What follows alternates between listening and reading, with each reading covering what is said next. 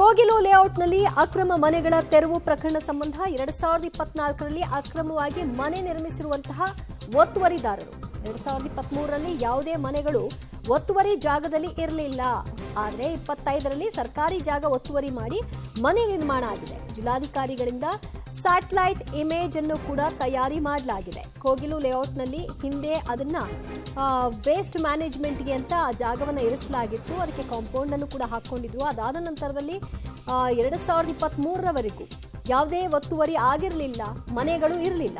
25ರ ಹೊತ್ತಿಗೆ ಸರ್ಕಾರಿ ಜಾಗದಲ್ಲಿ ಮನೆಗಳ ನಿರ್ಮಾಣ ಕಾರ್ಯ ಆಗಿದೆ ಅನ್ನೋದಕ್ಕೆ ಸಂಬಂಧಪಟ್ಟ ಹಾಗೆ 23, 24, 25ರ ಅವಧಿಯ ಸ್ಯಾಟಲೈಟ್ ಇಮೇಜ್ ಅನ್ನ ಬಿಡುಗಡೆ ಮಾಡಲಾಗಿದೆ. ಅದರಲ್ಲಿ ಮಾರ್ಕ್ ಮಾಡಿರುವಂತಹ ದೃಶ್ಯ ಏನು ನೋಡ್ತಾ ಇದ್ರಿ, ಅದೇ ಆ ಕೋಗಿಲು ಲೇಔಟ್ನ ಈಗ ತೆರವು ಮಾಡಿರ್ತಕ್ಕಂತಹ ಮನೆಗಳ ಜಾಗ. ಸೊ ಅಲ್ಲಿ ಮೊದಲು ಮನೆ ಇರಲಿಲ್ಲ, ಆನಂತರದಲ್ಲಿ ಅಲ್ಲಿ ಮನೆ ನಿರ್ಮಾಣ ಆಗಿದೆ, ಒತ್ತುವರಿ ಆಗಿದೆ ಅನ್ನೋದಕ್ಕೆ ಸಂಬಂಧಪಟ್ಟ ಹಾಗೆ ಇಮೇಜ್ಗಳು ಹೇಳ್ತಾ ಇದೆ. ಇದನ್ನೇ ಈಗ ಡಿ ಕೆ ಶಿವಕುಮಾರ್ ಅವರಿಗೂ ಕೂಡ ತೋರಿಸೋ ಮೂಲಕವಾಗಿ ಅದನ್ನ ಎಕ್ಸ್ಪ್ಲೈನ್ ಮಾಡಿದ್ದಾರೆ. 9 ವರ್ಷಗಳ ಹಿಂದೆ ಏನಿತ್ತು ಅಂತ ಮತ್ತಷ್ಟು ಮಾಹಿತಿ ಕೊಡ್ತಾರೆ ನಮ್ಮ ಪ್ರತಿನಿಧಿ ಲೋಕೇಶ್. ಈಗ 2023, 24, 25ರ ಸ್ಯಾಟಲೈಟ್ ಇಮೇಜ್ ಅನ್ನ ರಿಲೀಸ್ ಮಾಡಿದ್ದಾರೆ. ಈ ಸ್ಯಾಟಲೈಟ್ ಇಮೇಜ್ ನ ಪ್ರಕಾರವಾಗಿ ಹಾಗಾದ್ರೆ ಯಾವಾಗಿಂದ ಒತ್ತುವರಿ ಆಗಿದೆ, ಮನೆಗಳ ನಿರ್ಮಾಣ ಯಾವಾಗ ಆಗಿದೆ ಅಂತ? ಈಗ ಸ್ಯಾಟಲೈಟ್ ಇಮೇಜ್ಗಳ ಪ್ರಕಾರವಾಗಿ 2024ರಲ್ಲಿ ಅಲ್ಲಿ ಒತ್ತುವರಿ ಆಗಿ ಮನೆಗಳ ನಿರ್ಮಾಣ ಆಗಿದೆ ಎನ್ನುವಂಥದ್ದು ಅಧಿಕಾರಿಗಳು ಕೊಡ್ತಾ ಇರುವಂತ ಮಾಹಿತಿ. ಮೊದಲು ಖಾಲಿ ಇತ್ತು ಜಾಗ, ಅದು ಕಲ್ಲಿ ಕ್ವಾರಿಯ ಇತ್ತು, ಏನು ಇರ್ಲಿಲ್ಲ, ಮನೆಗಳು ಕೂಡ ನಿರ್ಮಾಣ ಆಗಿರಲಿಲ್ಲ. ತದನಂತರ 2024ರಲ್ಲಿ ಅಲ್ಲಿ ಮನೆಗಳ ನಿರ್ಮಾಣ ಆಗಿದೆ ಎನ್ನುವಂಥದ್ದು. ಇದಕ್ಕೂ ಮುಂಚಿತವಾಗಿ ಅಧಿಕಾರಿಗಳು ಕೊಡುವಂತ ಮಾಹಿತಿ, ಯಲಹಂಕ ಉತ್ತರ ತಾಲೂಕಿನಲ್ಲಿ ತಹಶೀಲ್ದಾರ್ ಅವರು 2016, 17, 18, 19ರಲ್ಲಿ ಅವರಿಗೆ ತಾತ್ಕಾಲಿಕ ಪತ್ರವನ್ನ ಕೊಟ್ಟಿದ್ರು ಎನ್ನುವಂತ, ನಿವೇಶನ ಪತ್ರವನ್ನ ಕೊಟ್ಟಿದ್ರು ಎನ್ನುವಂತ ಮಾಹಿತಿ ಕೂಡ ಲಭ್ಯ ಆಗ್ತಾ ಇದೆ. ಇದು ಕೂಡ ಪ್ರಮುಖವಾಗಿದ್ದು, ಅವರು ತಹಶೀಲ್ದಾರರು ತಾತ್ಕಾಲಿಕ ಆದೇಶ ಪತ್ರ ಕೊಟ್ಟಿದ್ರೆ ಮತ್ತೆ ಅಲ್ಲಿ ಯಾಕೆ ಮನೆಗಳ ನಿರ್ಮಾಣ ಮಾಡಿದ್ರು, ಮತ್ತೆ ಅದನ್ನ ಒತ್ತುವರಿ ಆಗಿದೆ ಅಂತ ಹೇಳಿ ಯಾಕೆ ಹೇಳ್ತಾ ಇದಾರೆ, ಸಾಕಷ್ಟು ಗೊಂದಲ ಇದೆ.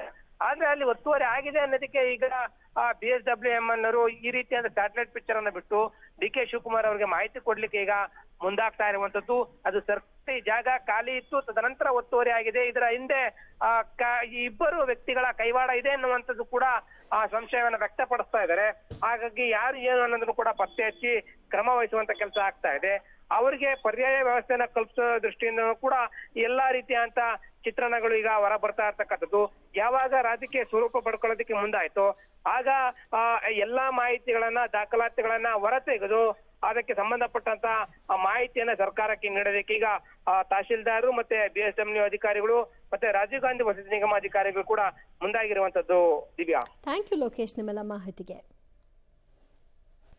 ಸದ್ಯ ಸ್ಯಾಟಲೈಟ್ ಇಮೇಜ್ನ ಪ್ರಕಾರವಾಗಿ 2025ರ ನಂತರದಲ್ಲಿ ಅಲ್ಲಿ ಅಕ್ರಮವಾಗಿ ಮನೆಗಳ ನಿರ್ಮಾಣ ಆಗಿದೆ ಅನ್ನೋದು ಸ್ಪಷ್ಟವಾಗಿ ಗೊತ್ತಾಗ್ತಾ ಇದೆ.